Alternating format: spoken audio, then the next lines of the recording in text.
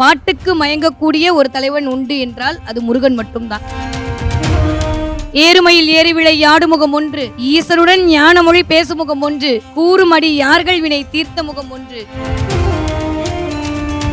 முருகன் உங்களுக்குள் தான் இருக்கிறான். அவன் எப்படி இருக்கிறான், எந்த ரூபமாக இருக்கிறான், அவனை எப்படி வழிபாடு செய்ய வேண்டும். உங்க அம்மா நீங்க பறக்கணும்னு நினைக்கிறாங்கல்ல, அப்ப இருந்தே முருகன் தொப்புள் கொடி மூலமாகவே உங்களுக்குள் ஐக்கியமாகி விடுகிறான் என்பது மட்டும்தான் மறுக்க முடியாத, மறைக்க முடியாத உண்மை. செவ்வாய் என்று சொல்லக்கூடிய முருக கடவுள் குருவாக அமர்ந்து உங்களை இயக்கினால்தான் உங்களுக்கு மோட்சம், அல்லேட்டால் உங்களுக்கு மோட்ச கதியை அடையவே முடியாது என்பதை தான் ஜோதிடமும் சொல்லிக் கொண்டிருக்கிறது. முருகா எனும் இந்த திருவருள் பெருவிழாவின் title sponsor Kollam Namboothiri products, சாட்சாச்சரம் தீபம். Co-sponsor Virali Herbal Hospital and Research Center, Mantralayam divine world. Gift sponsor Skanda spiritual tourism. இப்போ இந்த முருகன் அப்படின்னு நம்ம சொல்லும் போதே நம்மளுக்கு உடனே ஞாபகம் என்ன அப்படின்னா கந்தஸ்ரீ கவசம் தான்.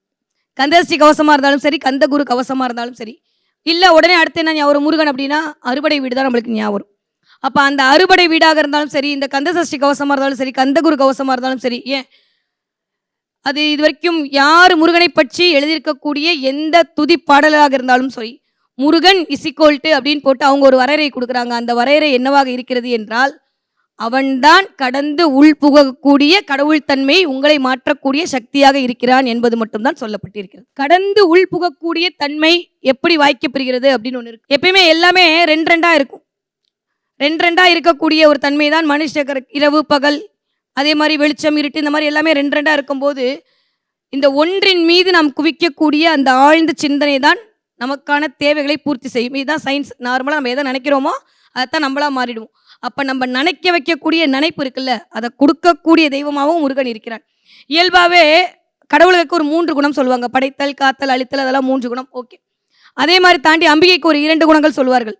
மாயை கொடுப்பால், மாயைக்கு அனுகிரகம் பண்ணுவாள். ஸோ பஞ்ச தன்மார்த்த சாயக அம்பாளுக்கு 5 குணம். ஆனால் முருகனுக்கு மட்டும் ஒரு 6 குணம் இருக்கான். என்ன குணம் தெரியுமா? கரெக்டான வழியில் உங்களை வழிநடத்தி அந்த மாயிலிருந்து உங்களை விடுபடக்கூடிய குருவாகவும் அவர் இருக்கிறார். அப்பொழுது குருத்தன்மையும் முருகனுக்கு மட்டும்தான் கொடுக்கப்பட்டிருக்கிறது, இருக்கக்கூடிய எல்லா கடவுளையும். அப்போ இந்த குருவா அவர் அமரணும்னா ஏத்தாப்புல வந்து அவர் உட்காருவாரா? அவர் உங்களுக்குள் இருந்து உங்களை இயக்குவார். ஸோ முருகனை உங்களுக்குள் எப்படி காண்பது என்பதை பற்றி நம்மளுடைய முன்னோர்களும் நம்மளுடைய நூல்களும் கந்த சஷ்டி கவசத்திலிருந்து கந்த குரு கவசத்திலிருந்து யார் எழுதின எல்லா விஷயத்தையும் சொல்லி கொடுத்துட்டே இருக்காங்க. எப்பயுமே பிரபஞ்சம் என்பது ஒளிகளால் நிரப்பப்பட்டது. ஒளியின் மூலமாகவும் சவுண்டின் மூலமாகவும் லைட்ஸின் மூலமாக தான் வந்து பிரபஞ்சம் இயங்கிட்டு இருக்கு. அந்த ஒளியும் தான் நமக்குள் நம்மை இயக்கி கொண்டிருக்கின்றன. அந்த ஒளி அப்படின்னு சொல்லக்கூடிய அந்த தன்மை இல்லாட்டி, அந்த மூச்சுக்காட்சி இல்லாட்டி நம்ம இருக்க மாட்டோம். உள்ளுக்குள்ள இருக்கிற அந்த ஜோதி இல்லாட்டி நம்ம யாருன்னே தெரியாது, இருக்கோமா இல்லையான்னு சொல்ல முடியாது. அந்த 2 காரணிகள் தான் நம்மளை இயக்கி கொண்டிருக்கின்றன.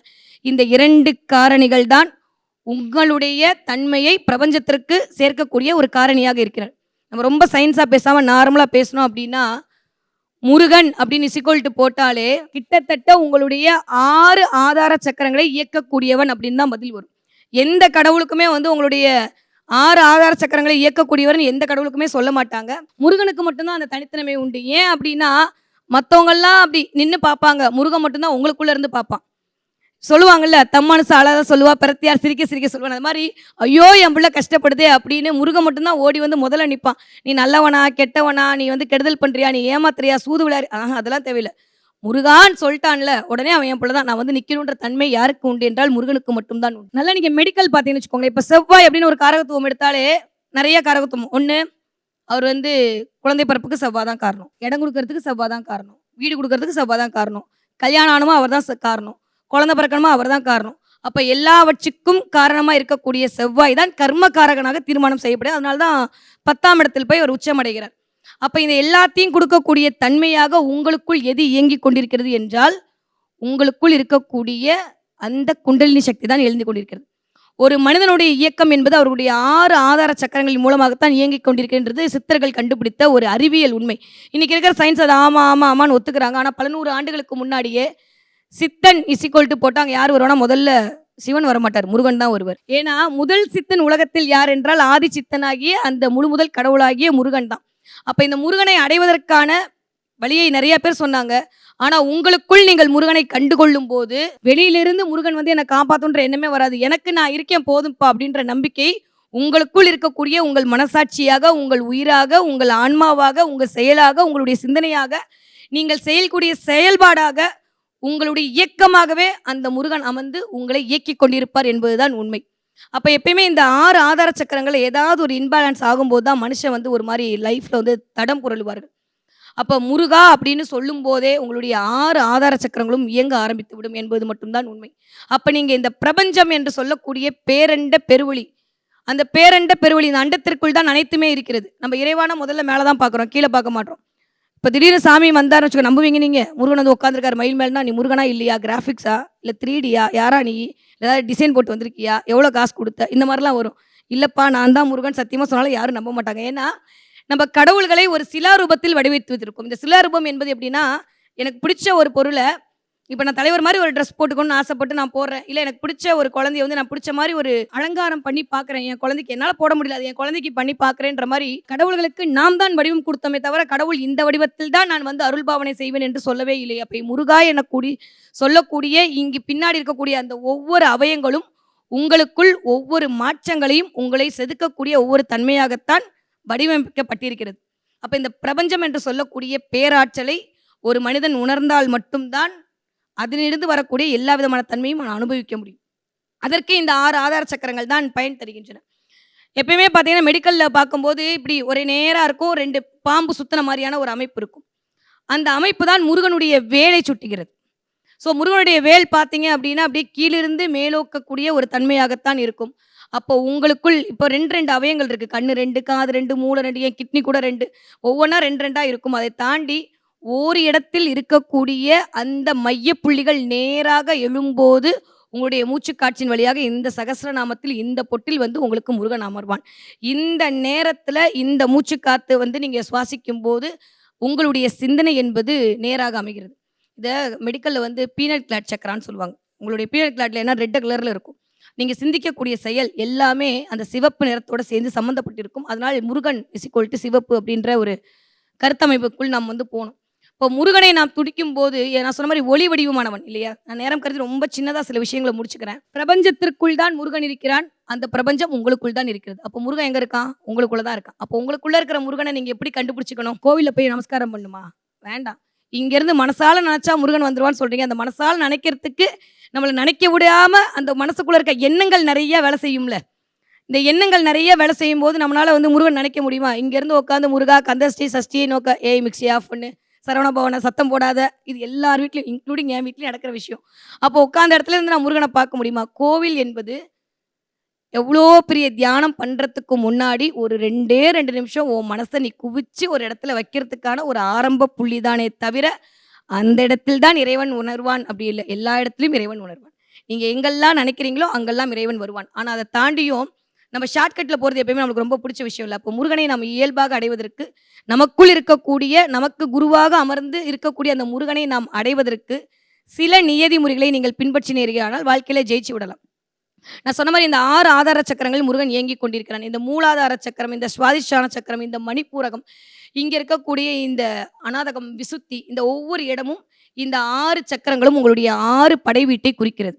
ஒவ்வொரு படை வீடும் ஒவ்வொரு ஆதார சக்கரத்தோடு உங்கள கனெக்ட் பண்ணி, அந்த ஆதார சக்கரங்களை இன்பேலன்ஸா இருக்கும்போது நீங்க அந்த கோவிலுக்கு போம்போது, அதற்கான நிலைகள் சரி செய்யப்படுகிறது.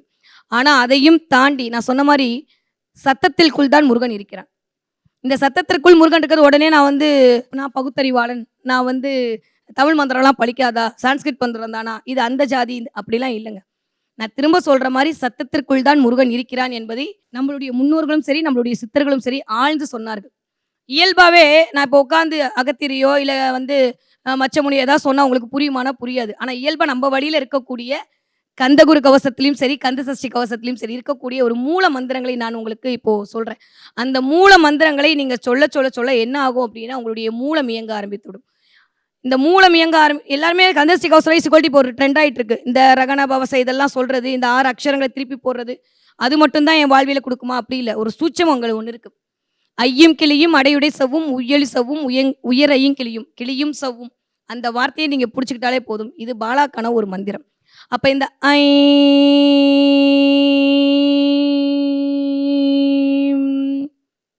இப்படி சொல்லும்போது முதல்ல உங்களுடைய மூலாதாரத்துல அப்படி எந்திரிச்சு உட்காருவீங்க. சொல்லும்போது வந்து உட்காருறீங்களா எந்திரிச்சு.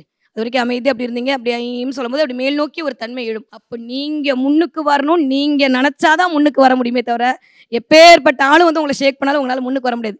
நான் நல்லா இருக்கணும்னு நான் நெனைக்கணும். அப்ப நான் நல்லா இருக்கணும்னு நெனைக்கக்கூடிய அந்த நெனைப்பை, அந்த மூலாதாரத்திற்குள் இருந்து அந்த மந்திரத்தின் வழியாக முருகன் முதலில் உங்களை இயக்குவான். அதனால தான் எழுதும்போது பாலதேவர ஐயும் இந்த க்ளீம் அப்படின்ற சத்தம் உங்களுக்கான கான்ஃபிடன்ட் பவர இன்கிரீஸ் பண்ணி குடுக்கும். அது பண்ணும்போது ஏதோ என்னடா கிளுகிளுப்பா இருக்கு. இந்த கிளுகிளுப்பா இருக்கிறதுல இந்த க்ளீம்ல இருந்து ஆரம்பிச்சது. உங்களுடைய சுவாதிஷ்டானத்த வந்து அந்த சத்தங்கள் வந்து இயக்க ஆரம்பிக்கும். சௌ சொல்லி பாருங்க.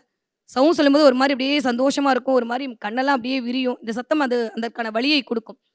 ஏன்னா, ஒவ்வொரு சத்தங்களும் ஒவ்வொரு விதமான மாயங்களை செய்யும்போது, இந்த சத்தம் ஒரு மாரி மாயத்த சொல்லும். அப்ப என்ன ஆகும் அப்படின்னா, நம்மளுக்கு பணம் கிடைச்சா என்ன பண்ணுவோம், அப்படியே கண்ணெல்லாம் விரியும் நம்மளுக்கு. நம்மளுக்கு சந்தோஷம் கிடைச்சா கண்ணெல்லாம் விரியும். அப்ப என்று சொல்லக்கூடிய சத்தம் சௌமியத்தை குடுக்கக்கூடியது. அப்ப முருகன் உனக்கு என்னப்பா குடுப்பான்? முதல்ல உனக்கு தன்னம்பிக்கைய குடுப்பான். அதுக்கப்புறம் அந்த தன்னம்பிக்கையால் வரக்கூடிய இன்பத்தை குடுப்பான். அந்த இன்பத்தை குடுத்து அத அனுபவிக்கக்கூடிய பணத்தை குடுப்பான். அந்த பணத்த குடுத்து முடிச்சப்புறம் உனக்கான செல்வாக்கை குடுப்பான். உனக்கான செல்வாக்கை குடுக்கறது தான் இந்த விசுத்தி சக்கரம். உனக்கான செல்வாக்கை குடுத்து முடிச்சப்புறம், உன்ன 4 பேர் மதிக்கக்கூடிய மதிப்பை குடுப்பார். 4 பேர நீங்க மதிச்சு முடிச்சப்புறம், அதுக்கப்புறம் என்ன இருக்கு? எல்லாம் கிடைச்சிச்சுல்ல. அப்புறம் வாட் நெக்ஸ்ட் அப்படின்னு யோசிப்பாங்கல்ல. யோசிக்கும்போது தான் இந்த ஆக்ஞையில உட்கார்ந்து முருகன் உங்களுக்கு அருள்பாவனை செய்ய ஆரம்பிப்பான். அப்ப நம்ம ஒவ்வொரு தடவையும் இந்த ஐயும் கிளியும் மந்திரத்த திரும்ப திரும்ப திரும்ப ஐயும் கிளியும் சவும் கிளியும் ஐயும் இந்த முருகனுடைய இந்த மூல மந்திரத்தை நாம் எத்தனை தடவை உரு போட்டுக்கிட்டே இருக்கோமோ அத்தனை தடவை முருகன் உங்கள் உள்ளிருந்து உங்களை இயக்குவான். எப்பயுமே நம்ம நினைச்சிட்டு இருப்போம் முருகன் வந்து உடனே நான் இப்ப சொன்ன மாதிரி புல்லட்ல வருவாரா இல்ல மயில்ல வருவாரா அப்படி வரமாட்டாரு. முருகன் யாரா வருவா தெரியுமா? தெய்வம் மனுஷ ரூபாய. முருகன் மனிதனாகத்தான் வருவான். நம்ம எதுக்கு தெரியுமா வணக்கம் சொல்றோம்? இங்க யார் இருக்கா? முருகன் இருக்கான். உன்கிட்ட யார் இருக்கா? முருகன் இருக்கான். அவன நான் வணங்குறேன். அந்த தமிழ் பண்பாடே வணக்கம் சொல்வதற்கான பண்பாடே உனக்குள் இருக்கக்கூடிய கடவுளை நான் வணங்குகிறேன் என்பதற்காகத்தான் தவிர உன்னை வணங்குகிறேன் என்பதற்காக கிடையாது. தனக்குள் இருக்கக்கூடிய ஆணவத்தை அழித்து எந்த ஒரு மனிதன் ஏன்னா வணக்கம் சொல்லும்போது சில பேர் இப்ப இருக்கவங்களாம் வந்து காசு பணத்துக்காண்டி சொல்றாங்க. அந்த காலத்துல பெருசா இருக்கக்கூடிய ஆட்களை தான் 10 வணங்குவார்கள். அப்ப மதிப்பு மரியாதை வந்து விட்டால் அந்த இடத்தில் இயல்பாகவே ஞானம் வந்துவிடும். அந்த இடத்தில் இயல்பாகவே முருகன் வந்து விடுவான். அப்படிப்பட்ட கந்த கடவுளை நான் வணங்க வேண்டும் என்கிற செயல்பாடாகத்தான் இந்த வணக்கம் என்பது அந்த இடத்துல ஆரம்பிச்சது. கந்த குரு கவசம் எடுத்தீங்க அப்படின்னா, நீங்க சொன்னா நம்ப மாட்டீங்க. முருகன் உங்களுக்குள்ள இருக்கான். நீங்க இந்த மதம் சொல்லுது. நம்மளுக்கெல்லாம் கோயிலுக்கு போனா தான் நிம்மதியா இருக்கும். நான் வந்து சூடம் பொருத்தினா தான் எனக்கு நிம்மதியா இருக்கு. நம்ம அப்படியே பழகிட்டோம். ஏன்னா எப்பயுமே ஒரு பழக்கம் 21 நாள் ஆச்சுன்னா அது அது அப்படி கன்டினியூ ஆயிடும். இப்ப நான் சொல்ற இந்த பழக்கத்த வந்து பழகி பாருங்க. தினம் காலைல எந்திரிங்க. பிரம்ம முகூர்த்தத்தன்னைக்கு முடிஞ்சா எந்திரிங்க. இல்ல என்ன மாரி ஆளா இருக்கீங்களா? நீங்க எப்ப எந்திரிச்சாலும் சரி. எந்திரிச்ச உடனே உங்க 2 உள்ளங்கையும் தடவிட்டு முருகா அப்படின்னு ஒரு தடவ சொல்லுங்க. இந்த முருகா அப்படின்னு சொல்றதுக்கும், முருகன் அப்படின்னு சொல்றதுக்கும் வித்தியாசம் இருக்கு. எப்பயுமே இந்த ஹா சவுண்ட் எங்கேருந்து வரும்னா, உங்களுடைய விசுச்சி சக்கரத்திலேருந்து வரும். இந்த இன் சவுண்ட், நா சவுண்ட் எங்கிறது உங்களோட மணிப்புரகத்திலேருந்து வரும். எப்பயுமே முருகன் அப்படின்னு நீங்க எப்ப சொல்லுவீங்க? முருகன் இருக்கான்ப்பா. முருகன் பார்த்துப்பான்ப்பா. முருகன் செய்வான்ப்பா. அப்ப இந்த பார்த்துக்கிறது, செய்யறது, இந்த நம்பிக்கை, இந்த செயல்பாடு எல்லாம் உங்களுடைய மணிப்பூரக சக்கரத்தின் வழியாகத்தான் நிகழும். உங்களுக்கு ஒரு கஷ்டம் வந்துருச்சு என்ன பண்ணுவீங்க? முருகன்னா சொல்லுவீங்க. ஐயோ முருகா என்னை எப்ப காப்பாத்துவ? அப்பா சுப்பிரமணியா நீ வரமாட்டியா? கந்தா நீ நிக்க மாட்டியா? கடம்பா நீ பார்க்க மாட்டியா? இப்படிதான் சொல்லுவோம். அப்ப இந்த கா சவுண்ட் எப்போ வரும்னா உங்களுடைய விசுத்தி சக்கரத்தை இயக்கும். இந்த விசுத்தி சக்கரம் என்பது சுத்தி பண்ணக்கூடிய விஷயம். உங்களுடைய மனதை தூய்மை செய்து உங்களுக்காக தேவைகளை நான் இருக்கிறேன் என்ற சத்தத்தின் மூலமாக முருகன் வந்து உங்களுக்கு அமர்ந்து கொள்வான். முருகன் என்பவன் பிரபஞ்சமாகவும் சத்தமாகவும் ஓசையாகவும் வேறு எங்கும் இல்லை, உங்களுக்குள் தான் நிறைந்திருக்கிறான். இயல்பா கந்தஸ்ரீ கவசத்துல ஒரே ஒரு வரி வரும். இந்த வரியை மட்டும் நீங்க தினம் ஒரு 4 வரி நீங்க கந்தஸ்ரீ கவசத்துல நான் சொன்ன இந்த மூல மந்திரத்தை சொன்னாலும் போதும். கந்த குரு கவசத்துல ஒரு மூல மந்திரம் இருக்கு. அது எல்லாருக்கும் தெரியும். கோடி தடவை ஜெபிக்கணும்னு சொல்லிட்டு அவரே சொல்லிட்டு போயிட்டாரு. நம்மளுக்கு கோடி தடவை ஜெபிச்சாலும் சரி, இல்ல ஒரு 100 தடவை ஜெபிச்சாலும் சரி, உங்களுக்காச்சு முருகனுக்காச்சு. அதை தாண்டியும் நான் சொல்றேன் இந்த 4 வரியை திரும்ப திரும்ப திரும்ப கண்ணை மூடி ஒருமுகமாக ஒரு மனதாக நீங்கள் வந்து தியானம் செய்தீர்களே ஆனால் அல்லது சொன்னீர்களே ஆனால் கண்டிப்பாக சுழிமுனை மார்க்கமாக அந்த சுப்பிரமணியன் உங்களுக்குள் அமர்ந்து அவனுடைய வேலின் மூலமாக உங்களுக்கு இருக்கக்கூடிய அத்துணை விதமான நெகட்டிவிட்டியும் அமைப்பார். நான் திரும்ப திரும்ப திரும்ப சொல்றேன், கடவுள் உங்களுக்குள் தான் இருக்கிறார். அந்த கடவுளை நீங்கள் உணர ஆரம்பித்து விட்டீர்கள் உங்களுக்கு வேறு யாரும் தேவைப்பட மாட்டாங்க. எந்த ஜோசியக்காரரும் தேவைப்பட மாட்டாங்க. எந்த மீடியேட்டரும் வேணாம். உங்களுக்கு யாருமே வேணாம். அவரை மட்டுமே நீங்க பிடித்துக் கொண்டால் போதும். அப்படி பிடித்துக் கொள்வதற்கான மார்க்கம் என்னவென்றால் இந்த இருக்கக்கூடிய 6 ஆதார சக்கரங்களை நீங்கள் எப்படி இயக்கி பயன்படுத்த வேண்டும் என்கிற சூட்சமத்தை புரிந்து கொள்வதுதான். ஒரு 4 வரி வரும். அந்த 4 வரியை நீங்க திரும்ப ஒரு தடவை போய் நல்லா கேட்டு பார்த்தாலே நான் சொன்ன வார்த்தைக்கான அர்த்தத்தை நீங்கள் புரிந்து கொள்வீர்கள். உன்னிலிருந்து அவனாகி விடுவான். தன்னில் அவனை காட்டி உன்னில் தடை காட்டி தன்னில் தான் காட்டி தன்னில் முனை காட்டிடுவான். உன்னிலிருந்து அவனாக்கிடுவான். உங்களை அவனாக்குறது மட்டும்தான் முருகனுடைய வேலையை தவிர, அப்போ உங்களை நீங்களே செய்ய வச்சு உங்கள் மூலமாகவே உங்களுடைய இயக்கத்தை சரி செய்து கொண்டு தீதும் நன்றும் பிறர் தர வாரா என்கிற சூட்சமத்தை சொல்லக்கூடிய பிரபஞ்ச ரகசியமாக முருகன் உங்களுக்குள் அமர்ந்திருக்கிறான் என்பது மட்டும்தான் உண்மை. நான் ஒரே ஒரு பாடல் மட்டும் என்னுடைய ரெட்ரோ ஆன்மீக நேயர்களுக்காக சொல்லி கொடுக்குறேன். இந்த ஒரு பாட்டை கண்டிப்பாக ஒரே ஒரு தடவை பாஸ் பண்ணிட்டு கேட்டு எழுதி வைப்பீங்களோ இல்லை சொல்லுவீங்களோ, இதை மட்டும் சொல்லி பாருங்கள். எப்பேற்பட்ட பிரச்சனையாக இருந்தாலும் முருகனுடைய அருளால் கண்டிப்பாக தவிடுபடியாகும்.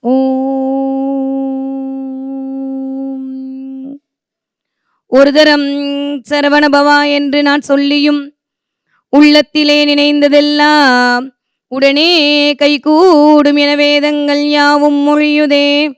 உண்மை அறிவானதொரு பொருளே யான் கந்தன் பரிவாகவே.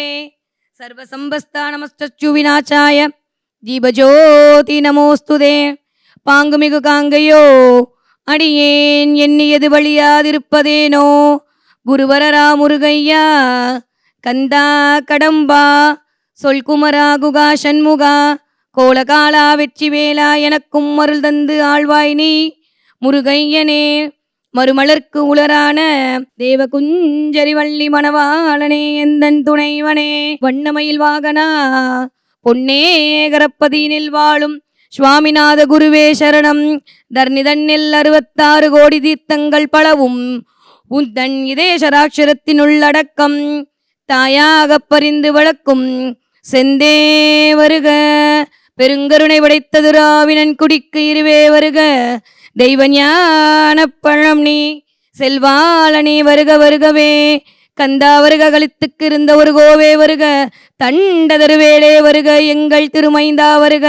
செல்வமுள்ள அணியே மணியே செல்வாளனே வருக வருகவே. வெற்றிவேல் முருகனுக்கு அரகரோ அரகரா.